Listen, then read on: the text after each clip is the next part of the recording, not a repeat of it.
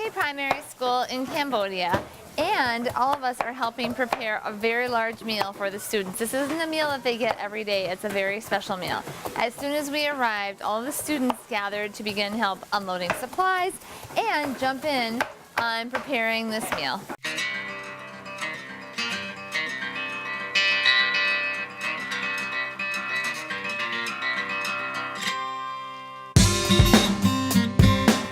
Making the meal with the students was great. Chopping cabbage.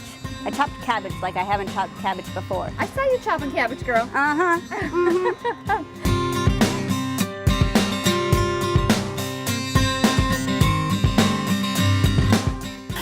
I have never made this much chicken in my life. This looks delicious and it smells amazing. It could be a new fad, workout while cooking. Yeah. Yeah, I wonder if I'm getting my steps in. This meal we call a special lunch. A special lunch? For the children, because every day they eat at home not very good. So when we can provide them some lunch per month for good, will make them healthy. Yes.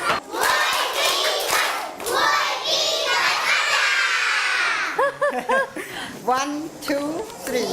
1, 2, 3. Very nice. Thank you. Oh, did you draw me this picture? Look at that beautiful picture. Nice job. When you take on a new school, tell me about the process. What's the very first thing you do when you get there? Well, we'll use the example of the school that we started in Kokay, where you went, up in the north. We arrived there and went into the community to do an assessment of how many children are in the village, because enrolled in school they had only 38 children enrolled in school. So we want to see how many children are in this village. I saw more than 38 children in that school. During the process of that assessment, it came clear to us that a lot of the children were deeply unwell. There was a lot of tuberculosis in the village. A lot of the kids had malaria. You know, if you're completely malnourished and you don't have an immune system, then anything that comes your way just lays you out. And that was the first time we'd really encountered that. And it almost made us kind of stop for a moment and think about how can we take on all these sort of medical issues. We're an education NGO. There's medical problems here. What are we going to do about that? Ponheary told me that day when we were standing out in the schoolyard kind of pondering that question. I said, you know, I think we're about to fall in a hole here. And she said, yeah, we're going to fall in the hole that these 160 kids are in, but we can climb out any time. What about them? So, okay. So You can't argue with her. Can't argue with her at all.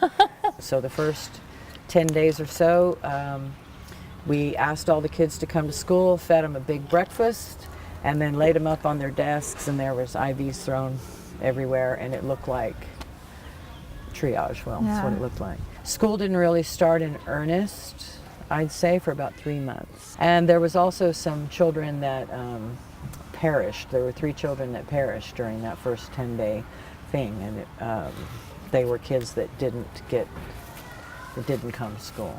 This looks lovely. Reading is good for getting the knowledge. Yes. Yeah. Example for reading. My mom, she didn't know a lot about education. She went to school only 1 year for her life. Okay. You know? And then when she married to my father like reading for her and make her reading also. Yes. And after my father died, he was killed by the Querus, and then come back, my mom opened a bookshop. So because of that, I focus to the library. Yes. My personal idea, library is very important, like my mom's bookshop. I agree with you. Let's see this. Go up there. Oh, it's so cheerful in here. The one who like playing, they can play. We have the Lego, we have some game over there for them to play. And some students, they like reading. So it's a book library, but also kind of a learning center with games and different things like that. It's really great. Yeah. I love it. It's important to make things cheerful and inviting, and it looks so fun in here. Backyard barbecue pit. Whole new idea for it.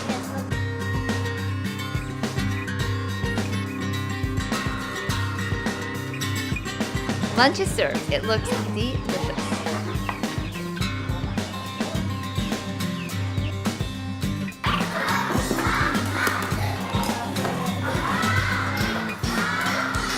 Are you hungry?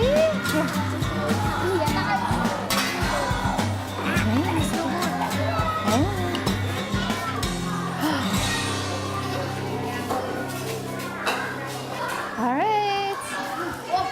Enjoy your lunch. Thank you, teacher. You're welcome. Yes. Thank you. Sometimes they want to take some to their family.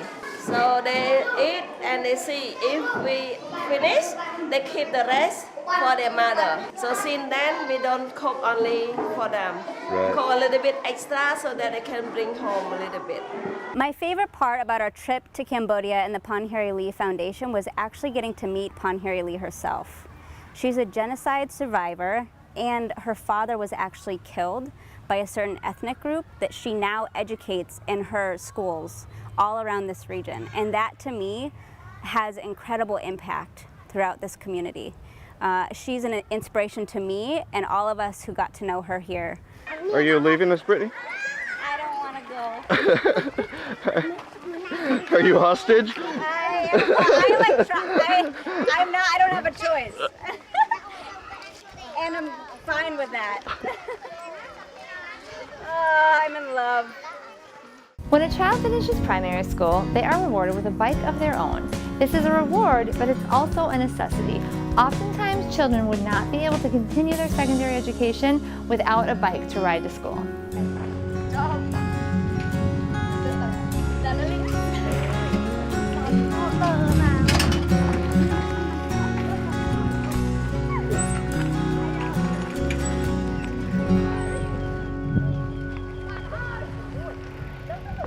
After these messages, learn more about these girls, the future of Cambodia.